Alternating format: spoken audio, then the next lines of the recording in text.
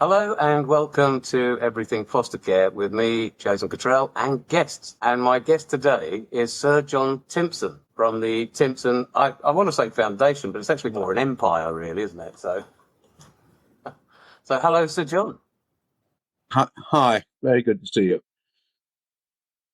Okay, let's, can we start off by you telling me a little bit about, I think the first shoe shop opened in 1864 or somewhere around 65, am I? Well, 65, my great grandfather got involved in his first shop with a cousin, and then 4 years later, 69, he opened his own first shop, which is probably the start of the business in the centre of Manchester. And being a pretty frugal guy, he didn't spend too much money on wild living. He invested back in the business and grew shop by shop, and it sort of happened from there. So then there's a chain of shoe shops, and there's also successive Timpsons looking after these shoe shops, culminating in yourself, and you changed the face of the business a little bit, I think. Did you not? Well, it got changed quite a lot even before that because we had a time when the business went out of the family because there Okay. was a boardroom bust up between two cousins, my father and a cousin, and my father was ousted. So Dear. we sold all our shares and became part of someone else who I worked for. And then they got to run the family business for them. 10 years later, I got the chance of buying it back. So, Oh, but that was fabulous. quite right. It was shoe shops then. Shoe shops were not a great thing to be in the late 80s. Sold the shoe shops and just concentrated on a small part of it that was left, which was the shoe repair business. And although we don't do many shoe repairs now because shoe repairing has gone down and down and down as a market, but thankfully discovered. And now we do loads and loads of different services, from pea cutting, watch repairs, photo, dry cleaning, and it's it's got better and better. Yes, so I've got to say, my first introduction to you and Timpson's was taking a pair of my daughter's boots that she bought on holiday from a charity shop. And they're covered in spikes, and she loved them. They were really fashionable, and but they were just one size too small for her. And the guy in the shop was really kind, and he just stretched them out for us. And then I turned around and I noticed the little books about the foster care, and I got chatting with the guy about the whole thing. And then that's when I realised, that actually the Simpsons is really involved in a lot of charity stuff regarding foster care. So you yourself fostered 90 with Alex, your wife. You've got that the wrong way around. Oh, okay. Alex fostered 90. Yeah, I It would was, say I that. was just I was the dog's body at the weekends, but she did all the work. It was Okay. And Alex was remarkable as well, your late wife. And I don't want to overdwell on it, but you met at a tennis club, is that correct? it was. I was trying to get persuade someone to go out with me who happened to be Alex's friend. She Oh, just right. turned out, and I failed. Uh, Uh, but this friend was taking Alex home in the car, and the car wouldn't start. okay. So she had to abandon the car and get her this friend got the father to come round. And he said, "I suppose I got to run Alex back to Lim." I heard this, and I leapt out and said, "I'll take her," and that's how I met her. And that's how you met her. That's absolutely fabulous.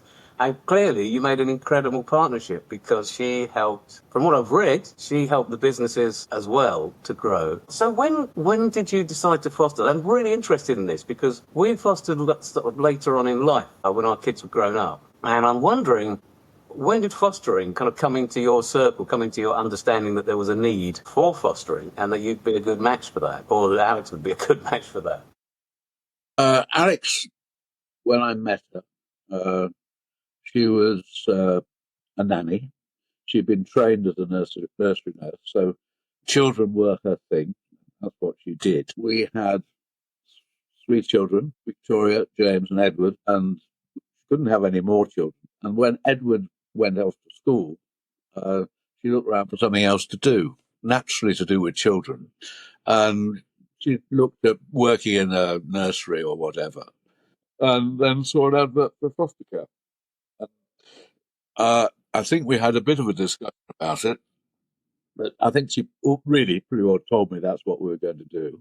That's how we got started, and usual thing. I met a social worker, and another social worker, and the original social worker again. You'll be familiar with all this. Went to panel, got approved, then absolutely nothing happened. I'd forgotten all about it, and then I arrived home one Friday night to find I got two more children. And I think that's the way it starts. And we were short-term foster carers, which meant in those days 6 months. Right. And 6 months to the day, the children left us because they weren't allowed to stay with us anymore. We were told they were going. This was 10 days before Christmas, and we were told they were going to another family, which was untrue. They went to the local children's home. Uh, it's through a local authority. And then we got another two, which we learned. The first two didn't teach us that much. They taught our children quite a lot of different words they'd never heard before. Oh yeah. But the second two, they came with cigarette burns on their bodies. Oh God. All signs of they're great. They're really attractive, nice kids. But they did do things which showed about like the boy found a sledgehammer and smashed 110 panes of glass in my greenhouse. And Right. Okay. So some behavioural issues. yeah, and suddenly you realise that this wasn't as straightforward as we thought. And so we've seen a whole range, or saw a whole range of, as you say, 90 children, and some for a very short period of time, and some for 2.5 years, and one long-term foster child who I still see on a regular basis.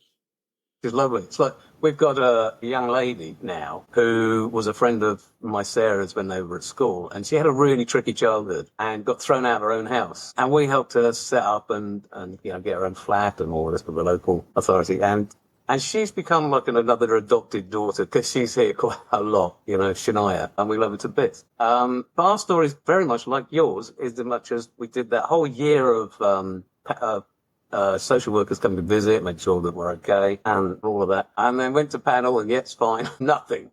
Yeah, Nothing. I don't know. Perhaps that's part of the test. See whether you're still. But yeah, you wander off. So I'm bored with this now. I don't want to do it anymore. Mm.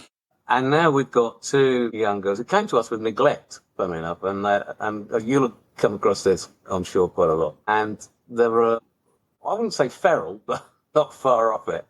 And they've been with us for 8-9 months now, and that the little one's still having a few meltdowns, bless her. But it looks like we'll be doing long-term foster care as opposed to your short-term foster care. Yeah. But we have to see. It's funny enough. It's this week we find out. Yeah, well, we turned one into a long-term foster care situation, and we've also made one. We adopted one of our foster children, and we adopted one who was never a foster child.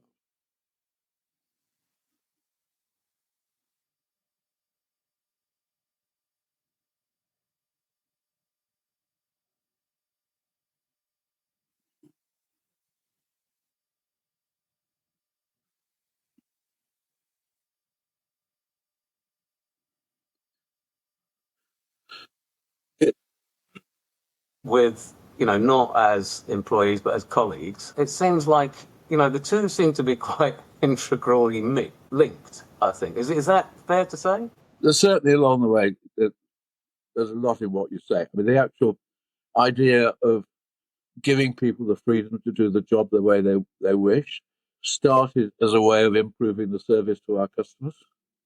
Right. Because I had a big competitor at the time. Don't have it anymore because we bought them in the end. But we had a major competitor. And a rich company. How am I going to compete? And the only way to compete was to give fantastic service and do a great job. And I realized that the only way to do that was to trust the people to give a great service the way they want it. You can't do it by a set of rules. Okay, And so it's not worked. imposing from managerial downwards, but Absolutely no. So I changed the rules. I just said, right, there's only two rules for people who work in our shops. You've got to look the part, wear the uniform, turn up on time, keep the shops tidy. And the second rule is you've got to put the money in the till. And well, that was it. that works. Yeah, that works. And we've been doing that for 30 years. And we've learned to do that. You had to do certain other things. One was pick people with a very positive personality. This is the Mr. Men sort of The approach, Mr. isn't Man it? thing, yeah. So Yes, I want, I love I want, that. Mrs. Happy, Mr. Helpful, Mrs. Tidy, and so on, and Yeah, not Mr. Grumpy or Miss Slow or yeah, Mrs. Dull. So we've been employing people on the basis of what they like as people yeah. for 25 years plus, and it's As made a opposed to fantastic. qualifications or anything Yeah. like And that. then it comes to that. They all wear a badge which says member of the family. So we regard them as members of the family. See, it's family again, isn't it? See, And if you've got someone who does a great job for you, you've got to look after them. So that really, a lot of it is to do with kindness. to And do with what? Sorry, being kindness. kind Yes, to them. yeah, yeah. You'll get a lot more out of people if you're nice to them rather than if you're actually not nasty and telling them what to do. And we don't tell people what to do; we let them get on with it. And so we do a whole lot of things that most companies wouldn't dream of. Like we give them their birthday as an extra paid holiday. We got 19 holiday homes around the country that I know this is. have 160 foster families that we give a free holiday to as well each year. That's lovely. Uh, Yeah. and then we have this thing which I'm very proud of because I invented it called Dreams Come True, which we started by saying every month, if someone's got a dream, we can find. If they've got a dream, ask us, and we'll make one dream a month come true. And it's That's generally lovely. expensive dreams, so they're going off to meet a member of the family they've never seen before in Australia, or Yeah, yeah. going off to Vegas to get married, or we've done IVF treatment, Really? Okay. a lot of dentistry, an awful lot of dentistry. Dentistry. Dentists. Yeah, yeah, yeah. And yeah, and we even paid for a couple of divorces, which have made quite a few people a lot happier than they were. But we're now spending, with all the benefit in kind we have to pay on this, best part of £1 million a year, just making people special dreams come true. It's even involved buying a parrot. Really? Oh, I love that. I love that idea. Yeah. But looking after people actually isn't the most important bit. Is that a lot of our management team's time is spent not helping people in work, but helping people with their problems outside work. Right. Yeah, Because almost social work. Would you absolutely, say? Yeah. they are like social workers all the time. Dealing with problems associated with stress, bereavement, or family problems of all sorts, debt, obviously. Because if someone is really good, starts to perform not as well at work, you'll guarantee there's something else going on in the rest of their lives, which is quite difficult. You know, it's interesting you mentioned bereavement because my last podcast was Everything End of Life. And it was, exploring exactly that. And one of the characters that I came across and interviewed was a guy called Martin Arodis, who used to work for Cruise. And he would train people to be grief first aiders. He doesn't do that, he does something else now. But I must send him your detail, put the two of you together, because he gets people, normal people like barbers and shop workers, to be able to spot, there's repeat people that keep coming back to you. If you're in a shop, you get to know them. And he says, if you can see when somebody's having grief. So I think, there's a bit of a symbiosis thing going on there. Can I veer off a little bit? Yeah. And let's talk about social workers. So, one of the things I've noticed, and everybody's noticed, is there definitely is not enough foster carers. And the difference that I see between local authority And we've got a fabulous private agency called Eastern Fostering Services, and they look after us. We can phone them up 24/7, and they'll be answering the phone and helping us out. And we have had to do that on several occasions. And the local authority have got to pick up everybody. So they're so incredibly busy. I don't think they always are able to cover the bases in our experience. Whereas a private agency, like Eastern Fostering Services, are more able to cut their cloth according to their means. So they probably don't take on too many children, so they can give the ones that they have got and the workers, which is why, the foster thing you said about, which is why we get such a great service from them. And we have noticed that, we don't get that from the local authority. And I've heard you say, I think, in a different podcast, that the local authority social workers are really under the cosh. They have to do something like 70 or 80% paperwork to safeguard themselves. Well, that's the problem. The whole problem of children's social services is that less than 20% of their time is spent with children and families. And it's because they're required by the local authority to actually fill in so much, report back, have a total detail, this, that, the other in every case, and so on, which is all done in the name of safeguard. Yeah. You're not safeguarding the family. You're safeguarding the local authority. Very much so. I think it's interesting that R2 are now, the judge is making a deliberation on what happens with R2, and they have evidence, he has evidence or she has evidence from the social workers, the children's guardians, a whole range of professionals. The one person they don't talk to is us. No, absolutely right. I've argued about this. So actually, a very senior family judge who totally disagreed with me. They seem to think that we should not be put in that position of having to go to court. But in actual fact, we are the people, as foster carers, who know the kids. Yeah. I mean, we hardly ever saw a social worker. I don't know. I'd say our private agency, they're brilliant. They're out here almost every other week, something or other to help. But the local authority ones, you're right. The children's guardian we saw about 4 times in a year. Mm. And their own social workers probably 3 times in a year, 4 times. It's just like, how can you be the mouthpiece of this child if you don't know them? We used to be invited to the case conferences, but they always really annoyed Alex particularly when they said, "Well, you come at 3:30 because we got a meeting of the professionals at 2:30." We're not professionals. Alex considers she really wasn't a professional, as you can well imagine. Yeah, I can imagine. I can see her ire at that. Because she did everything the way which is denied social workers, really, because of all the system. She worked on instinct. And she ran her life on instinct, really. Right. She'd never filled in a stub of a checkbook or anything. She wouldn't ever check a bank statement. And she trusted people. She trusted people to give them a lift in life if someone was in a problem they needed some help. She just went on her instinct as to whether it was the right thing to do. So that's where she taught me a lot from that.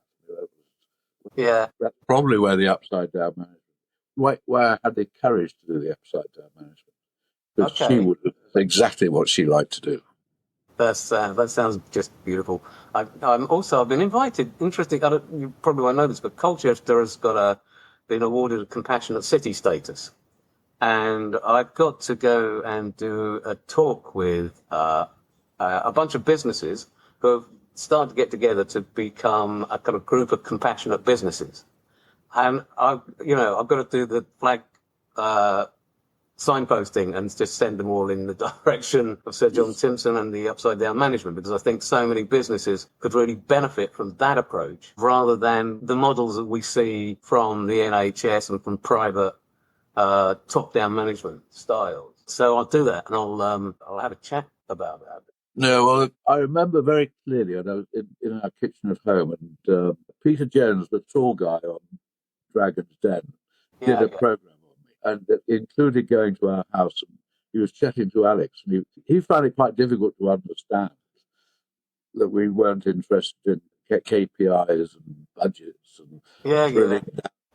And Alex just looked at him and said, "Well, you can be nice and make lots of money." I mean, the word Dragon's Den just says it all, really, in that respect, doesn't Yeah. it? So that's quite funny. So fostering wise, you've also got Alex opened the restaurants, one in Anglesey and she was helping, I'm not sure, young adults to get into that kind of industry. Is that correct? Did I read that right? Yeah, well, the story of that is that I bought a holiday home on Anglesey. And another thing about Alex, she hated cooking. Well, she didn't cook if she could help it. Well, the best Christmas present she ever had was a cook. I gave her a cook for Christmas who turned up and did the whole of the Christmas period. And it went so well that about two or 3 years later, we had someone who lived locally who just came and did the cooking for us. And she said, "Well, this cottage is fantastic. There's one real problem. There's nowhere decent to eat around here." But I got the answer. Let's buy the local pub. Well, it was a bit, with Alex, it was a bit like that. He went along with it because there's no point in arguing because she was always right. Okay. But Once you've made up her mind. Yeah. There. But the pub wasn't for sale, so that was okay. Then suddenly 2 years later, the pub came up for sale. Okay. And I found out I bought this pub for £350,000, which I thought was enough, but it wasn't actually that much. And she turned it into what was a really good gastro pub. Yeah. And then we were offered another one down the road building. And her idea was to put in there a kitchen for to teach people from Anglesey. They had this, we came up with this phrase with multiple barriers to employment, which is a nice phrase. Okay. Whether it's their education or what they've been in prison or whatever it was. And we did that. It became too expensive to work, actually, in the end. But we did successfully run it for about 5 years. And I still meet one or two of the young people who brought that who were still in the trade. One's gone to a Michelin star restaurant, having started doing that, which is great. But both those pubs are still going, plus another one. And her son James is just as mad as her, and he acquired a hotel stroke restaurant in Morsey in France with a ski resort. Oh, okay. Business spending a lot of money, but changing that. But all run on the same upside down, looking after people, look after the customer principles. It is. And do you know what? It's interesting because this is putting compassion before profit. And but you can do the same thing as you just said. Or Alex said, you don't have to be horrible to make money. And I think that's really important. And I think it's a move that you've been probably championing for some number of years. And if this little podcast can do that in some way with the compassionate business community of Colchester and the surrounding areas, I'll forward that without a doubt because it's just the right thing to do, isn't it? Well, since we've been running the business this way for 25, 30 years, and we've done really, really well. And one of the things that ask customers about, is one of the reasons why they come to us, is the fact that we employ people straight from prison. Yeah, I think. Did you? Over 10% of our colleagues came to us straight from prison. And I was terribly worried when we started to do that, what customers would think. No, we think you're great because you do that. That's just fabulous, isn't it? I mean, I guess there must be one or two that it doesn't work out for, but you can't cover everybody's story, and it might just be that your stories don't converge. Well, you've got to use the same principles of I missed about picking the right personalities. Yeah. If you're employing people wherever they're coming from, so if they're coming from prison, same thing applies. You've got some really rich personalities that come from prison who do fantastically well. Yeah. Because they are talented, but we try to direct their talent into a more honest direction. Like that. Yeah, I mean, somebody was, I don't know, it was from the Timpsons here, but I was talking about somebody who was saying, there's a person, I think it might have been you. There was a drug dealer who came to you and he's got all the perfect skills because you've got to run a good business if you're a drug dealer. It might not have been you, I don't know. I can't Yeah, remember. it wouldn't be me. It would be my son James, because I've heard him say Oh, that, and his generally he says, well, the best people to employ are the drug dealers because they're really good at business. they know their They're mathematics. great salesmen. That's brilliant. Oh, that's really funny. So, I've probably taken up a lot of your time, but if we could sort of just talk a little bit about how you think the foster care, or how do we get more foster carers in? I mean, I know you've talked about the weekenders who are trying to bring people in by starting off with respite care. So they don't have child full time, but they can look after one or two on the weekend, which sounds like a bit of a hobby, really. It's a great way of getting people, I think, introducing them to the idea. And not only that, but when the children come, that's their honeymoon period, isn't it? So they're going to behave quite well, I think, for your. The best, yeah, well, you're quite right. I mean, the best bit is the first 2 or 3 weeks. Yeah, oh yeah, Is because they're just getting used to the territory, and once they get familiar with you and where they are, that's when they start the testing bit and yeah. the whole background. Yeah, absolutely, absolutely. I mean, yeah. So But we've I had a think few problems, which we've overcome. I think somehow, as you mentioned, I've got involved with an organisation that's testing the idea of getting another group, because a lot of the foster carers tend to be in uh, tend to be in working class homes. That's the way Right. it tends to work, without much space. So you can't take on sibling groups. You have to split up families, which is a very sad thing to do. But I think I suppose that's why people were quite wanted to, were interested in the fact that Alex and I became foster carers, because they didn't expect people like us to do it, which is odd. You mean posh people, John? That's how we said, posh people with a few quid. Well, I suppose so. Yeah, you've got a big house, but I think that what we need to do is to get across to people. It's great fun. It actually brought a completely different part into my life. I'd never have imagined would happen. And Yeah.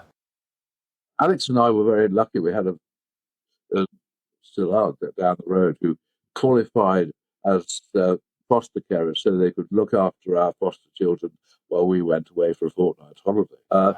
And what do we do when we're away? We spend most of the time talking about the foster children. And this one, and do you remember this one and what happened? And so on. Yeah, I can imagine. It I can does. imagine. You do learn. They're learning a lot about life, but you're learning a lot about life at the same time. And creating those memories as well, which is so valuable. Absolutely. So So listen, I think we need to. The more the best advocates for foster care are other foster carers telling okay. their stories. I mean, I remember I was I was with probably 2 or 3 children in the local garage sometime, and the woman said, "You got the grandchildren?" I said, "No, they're not grandchildren; they're foster carers, foster children." I always thought about doing that, but there's so many people who don't do it. They Yeah. don't pick up the phone. They don't, and that's the thing you've got to get through. And hopefully they find it's actually not such a bad thing going through all the process, as we talked about, the get to panel. And then I think you've got to encourage the foster carers. This should happen more, to do what we do in our business, trust them to do the job of the children the way they know best.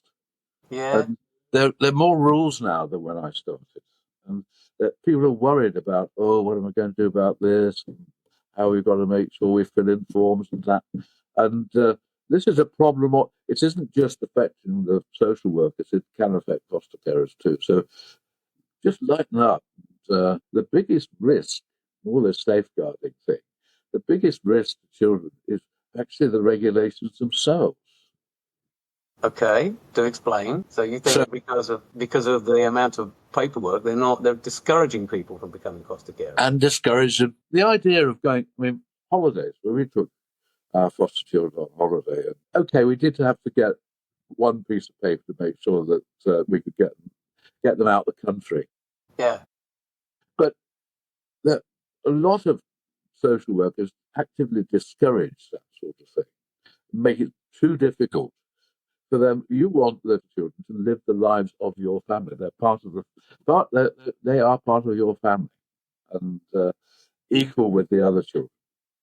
And the more you allow people to actually look after the kids in the family the way they know best, the way they're used to, the better it works. We don't need rules. We just need to be given the freedom and the authority to do the job the way we know it should be done. I've got to say, one of our best assets is our own children. Because we've got two teenage girls. And I don't know if you've noticed this phenomenon, but when you're 5 and 7 or 5 and 8, and you look at a teenager, they're not adults and they're not children, they are gods. And they, when the teenagers talk, the children listen. Whereas if we talk, they'll go, oh, yeah, well, maybe not. Yeah. No, you're very, very useful having them. Yeah, well, Absolutely. Our children played a pretty big part. There was, I can they're imagine. all used to changing nappies and all the rest of it before. Well, so they were well tuned for when they got married. And doesn't it? I kind of think that helps them to be more rounded people too. Your children. And well, lucky our two are just blindingly good. So I'm very proud of. Yeah, I mean that's one of the questions you're often asked, isn't it? What effect does it have on your own children? And I can't see anything other than positive. I mean, the fact that my three children we haven't adopted, bought their children. One became a teacher. One became the government's minister for children and families. And the other one is James, who runs the business in a very compassionate way. Well, he doesn't now. He's the minister for prisons and I saw that. Yeah. And so on. So they must have learned something from them. Without a doubt. And at the heart of it all, compassion, I would say, for other people, and knowing that I think sometimes there's only so much you can do for some people, and they self-sabotage a bit, maybe because of their past, their own troubled backgrounds, and there's only, you can try to help as many people as you can, but you're not going to cover everybody. So, that's part of the judgment. It goes back to, have they got the personality to be able to take advantage of what you're doing? We fostered her when she was 2, and then she came back to live with us when she was 15, not as a foster carer, but because Alex thought that she would never get her GCSEs while she was living at home. So she came to live with us. Yeah. And she actually left when she was 29 last year. She left. Really? But I mean, she's done fantastically well because she's now she works as in a prison. She's on the wings in a prison, working as a prison warder, and doing amazingly well. It just does go to show you, and I think there's an element of ripples here, isn't there? So you do one small good thing for someone, and it does ripple outwards, and you don't see maybe a couple of years later. I had a lady contact me. I used to have a horse, so for about 20 odd years, and I used to, down in Dovercourt, and I'd ride her out, and I had this lady contact me on Facebook, and she said, "I just want to say thank you very much." And I went, "What for?" She said, "Well, I remember there was some bullies that used to bully me from when I left school, and on one occasion, you rode your horse between me and them, and then walked me home. I have no recollection of that whatsoever. But obviously that's affected her quite a lot. And she said, I maybe see things in a different way, from there. And I thought that was really sweet. So, yeah, I think we do, the effect that you and Alex have had on, so many people, not just from fostering, but from the business side of things as well. I mean, it's pure altruism and Well, I think sensible altruism. I think our colleagues out in the shops generally do an amazing job in spreading goodwill around. We ask them to perform a random act of kindness every day. Is that right? At least one thing. And I'm going to work that into my life for sure. of course, because they're free to do things the way they want, they can give things away for free, which they do a lot. Oh, we reckon about 4% of our sales that we do for jobs we do for nothing. Okay, so it's a charity on a charity. Best way to develop a business, because there'll be a reason for it. I mean, someone might have been getting a photo frame to get something ready for a funeral, and they say, I'm very sorry, but just have it on us. And what do? They tell about 10 people immediately. What happens? Now, that's good advertising. And, we don't have a marketing department. We don't have advertising. My marketing department are the people who work in our shops. Right. So actually, kindness sells itself, essentially. Yeah, absolutely. Yeah. If you've got nice people being nice to customers, it's not surprising. It tends to do quite a lot of good. Listen, John, I better cut it there, because otherwise I'm going to take up all your day, because I could sit and chat for hours about this with you. It would be lovely if in maybe 6 months' time I could maybe tap you to come back on and see how life is for you then, and the family, or families, because there's so many of them that you've helped. So yeah, I think we talked about the Weekenders, which is a respite care. So people can look that up online. I would encourage anybody to look up online just the whole Timpsons. Just I think you've got so many websites that describe your journey, and it's good, I think, for people, especially businesses, to take a good look at. So John, I want to say a huge thank you very much for your time. It's a real honour. And I hope one day maybe to meet you in person. But Manchester, are you in Manchester? Yeah. Yeah, it's a bit far away from us. Sorry? It's a bit far away from us. We're down in Essex, in Colchester. Well, I know we've got a few shops in Colchester. Yeah, yes, you have indeed. Yeah, that's how I got introduced to the whole Timpson family, which was a delight. And I've still got your books on our shelf, so that's a part of what we read. John, Well, that's good. Thank you so much for your time. It's my pleasure. Good to meet you.